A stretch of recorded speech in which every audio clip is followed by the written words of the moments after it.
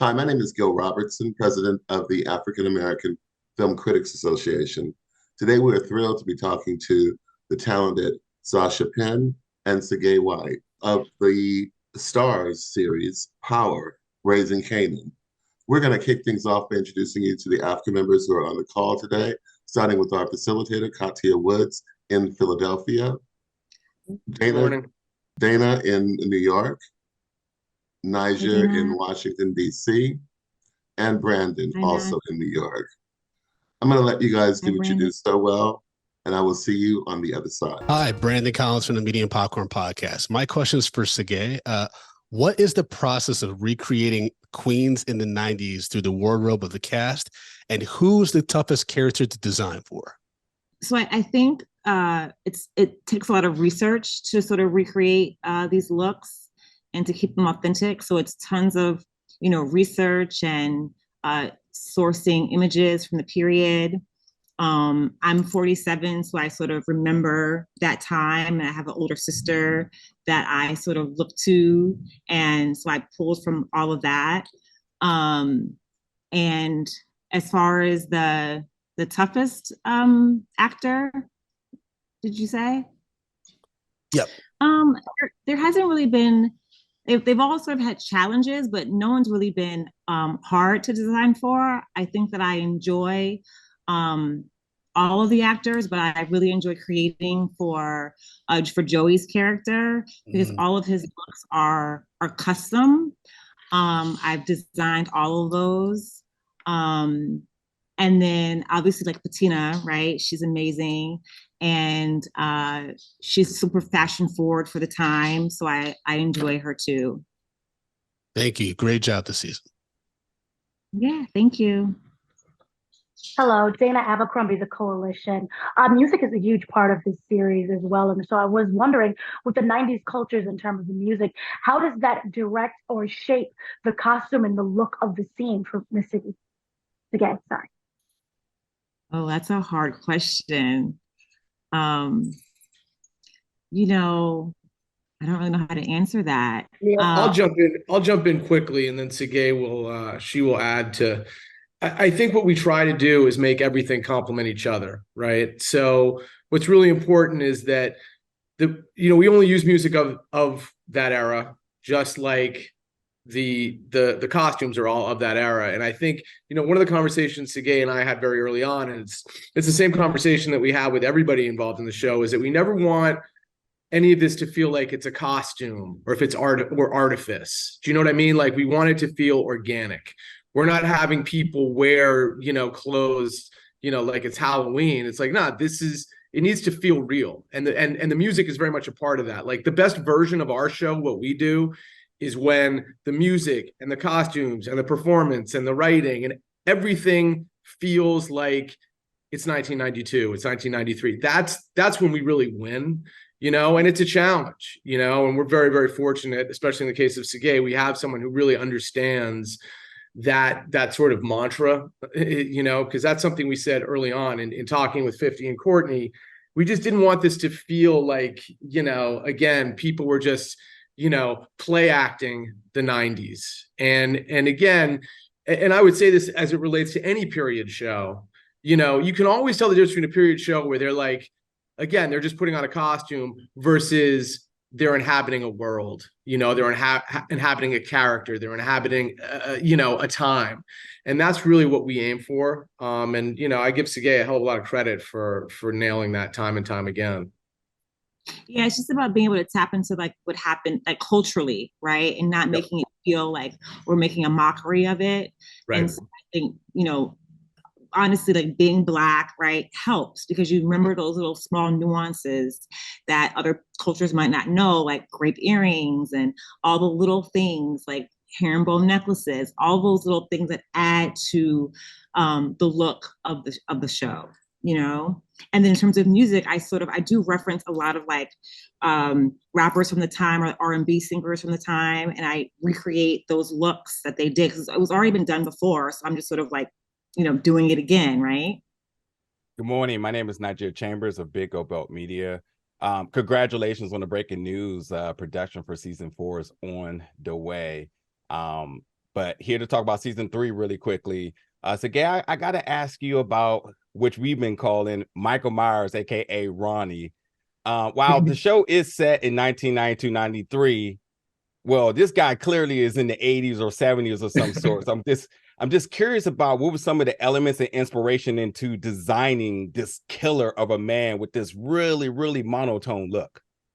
Well, I think that I designed to what's scripted, right? So it's like a collaboration. So like Sascha had a vision for his character, and then, you know, through us talking and me researching, I sort of found images that felt sort of, because, you know, he's this weird sort of like on the spectrum kind of character. You know, he's very regimented and very uniformed. And he's an excellent actor. He plays into that. And so that's kind of what I did. It was like, it's such the opposite of how the show looks. So it was actually really refreshing for me as a designer to be able to create something so different. Yeah, certainly. He took it personal too. Yeah. Thank you. Yeah. It's really fun, you know, to be able to recreate these people, you know, that you all kind of know, you know these people, right? And also, I think, you know, part of the fun of what we do, I think, especially for the actors, and Tsigie was mentioning Joey earlier, it's like, you know, if the wardrobe's right, when they put it on, all of a sudden they feel transformed, right? Like that's what's so exciting. And I think in the case of Ronnie, especially, it's like we said to Grantham, like, here's what you're going to wear. And I think as soon as he got into that, he was like, oh, I know exactly who this guy is, you know, because we do recognize that guy, you know. And so I think once he got into that wardrobe and saw the wardrobe, he really was able to sort of wrap his head around what was going on. Like, there's no better feeling than when an actor puts on their costume and they embody that person. Like, we had Wendell Pierce here, and I was so nervous, and I did all this research, and I did all this, and I put him in this costume, and he immediately became his character. He had me play music. He started dancing. You know, it was awesome. You know. Hi, Katia Woods, Couple Soul Show. One of the things I love about the show, for those of us who are old enough to remember the 90s, is New York. I love how you catch New York in the nighttime, because it wasn't completely sanitized yet, especially certain areas, and it has a certain rhythm. Can you talk about that? Because I think that's important. A certain walk, a certain rhythm, the jargon, all of that has to be captured into these characters, you know, saying specific New York slang, you know, that they use. And how do you make sure that it comes into it? And Tsigie, I have to give you full credit, because you've got the 3/4 length jackets, the bombers, all of that was unique, and you made sure there was the right Timbs, because you know New Yorkers don't play about their Timbs. Yes, thank you. Let's start with you, Sascha. Well, first off, I mean, thank you for saying that. I mean, we take a lot of care and pride in trying to approximate how New York felt in that particular time. And to your point, like, it did feel very different than it does now. You know, I mean, I think there's sort of a corporatization that's happened to New York that feels very, very different in 2023 than it did in 1993, you know. And it's funny, in talking with our production designer early on, you know, she was saying, because she's also sort of this era, and she was like, I just remember it felt like there was like an inch of sort of like dust and grime over every part of New York City in 1993, you know. And it's true, like, it was a different city back then. And especially at night, it was, you know, first off, there were more clubs back then, you know, in the 90s. All those clubs are gone, you know, because it's so expensive to be here now. And especially in places like Queens, it was just like, I don't know, to me, it felt like there were more people out than there are now, you know. The city just had, it was a place that felt more accessible to everybody in a way. And maybe that's just I mean, look, I had no money back then, and I still remember having a pretty good time, you know, whereas now it's hard to do that, you know, you really can't. And I think it also goes back to Dana's question earlier. It's just like, it's also like hip hop was really sort of starting to evolve and emerge. It just felt like the city was really coming from, for lack of a word, putting it, from the streets. It felt like that's what was defining New York at that moment. Really, if you think about whether it's Wu-Tang or Nas or whatever, it just felt like New York was defining the culture in a way that was so unique in that moment. And I at the time worked in Harlem. I worked at Harlem Hospital, and I'd get lunch on 125th Street every day. And you just could feel it. There was just something that was going on. And again, the stores at that point where they were all independently owned. It wasn't Foot Locker. It wasn't, there was Mart 125. There was the Record Shack. There was all sorts of, there was also Freddy's and Jimmy Jazz and all that kind of bullshit. But it did feel much more uniquely New York in a way that New York doesn't feel, to me, at least at this point. And so I think a lot of what we've tried to do, and look, in some of the outer boroughs, you still look, you can go to the Bronx, it still feels a little, and that's frankly why we shoot in these places, to be honest, because there are parts of New York that still have that feel. But, it just was a very, very, to me, it was my favorite time in New York, and I miss it. And we try very, very hard to sort of recapture that as best we can. I agree. It was a special time. And I think you guys, especially nighttime, there was a rhythm to it. And you're right, you could go from being at one party and people would be like, oh, we're going to here, and it was all good, you know what I mean? And it wasn't like as segregated, I would say now, but it's definitely, you feel it. Congratulations. Yeah. I agree completely. And it's funny because, like, the actors we have on the show, a lot of them, they don't know what the 90s is. It's funny. I early on, we did we had in season 1, I don't know if you remember the actress that played Nicole, Jukebox's love interest. We gave her a Walkman, and we're like, okay, we handed her a box with a cassette tape. We're like, okay, this goes in there. And she takes the box and she's like trying to jam. I'm like, she didn't know to take the cassette out of the box. She just figured the whole thing goes in. I've never been more depressed in my life. At that point, I almost retired. I'm like, I'm done. It's a wrap. Let me get the hell out of here. But yeah, it's like, it really is interesting because, Mackay and Haley and Antonio and even to a certain extent Malcolm, and they don't remember the 90s like maybe some of us do here. And so it's interesting sort of acquainting them with what it felt like. Do the rotary phone this season. Exactly. That is going to have you in stitches. She'll be there for days. The rotary phone. Hey, Brandon Collins from Media Popcorn again. My question's for Sascha. I'm curious about what was the most challenging prospect of breaking the story for this 3rd season, and how do you find the freedom in the storytelling for the series, knowing that we as an audience know where some key characters, where they end up in the future because of the first Power series? Yeah, it's a great question. I think that, look, season 2 ends pretty dramatically, so I think a lot of season 3 is sort of trying to make sense of what happened in season 2 and sort of like, reorienting everyone and sort of, and then, we have the emergence of some new characters like Ronnie, like, Snaps and Pop, who are played by Wendell Pierce and Erica Wood. So, we're very fortunate that we get this sort of constant influx of tremendously talented actors who help us build out this world.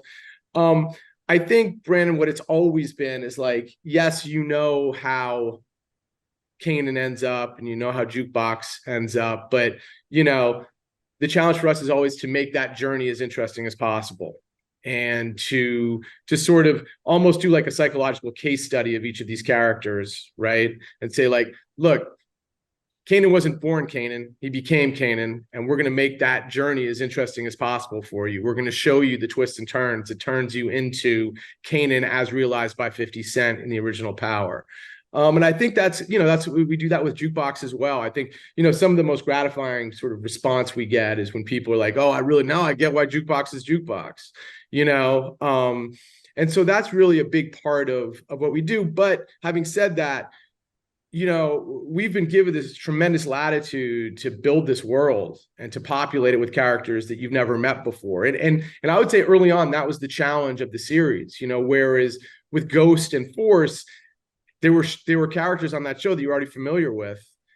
In our show, it really was an entirely new world. Yes, you knew Kanan and Jukebox, but you didn't know them as 16-year-olds, and you certainly didn't know who Rock was. You didn't know, Marvin or Unique. So that was, I think, one of the interesting things for us at the beginning of the series, is that we had to introduce an entirely new world, cast, and sort of story to the audience. And I think, frankly, it caught people off guard a little bit, but now it does feel like they're fully invested, thankfully. And we have a lot of latitude now.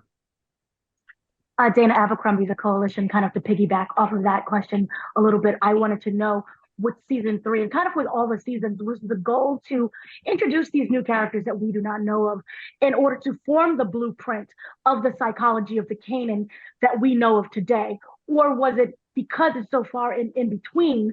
Yes, they may impact him in the future, but right now we want to have this as a contained story.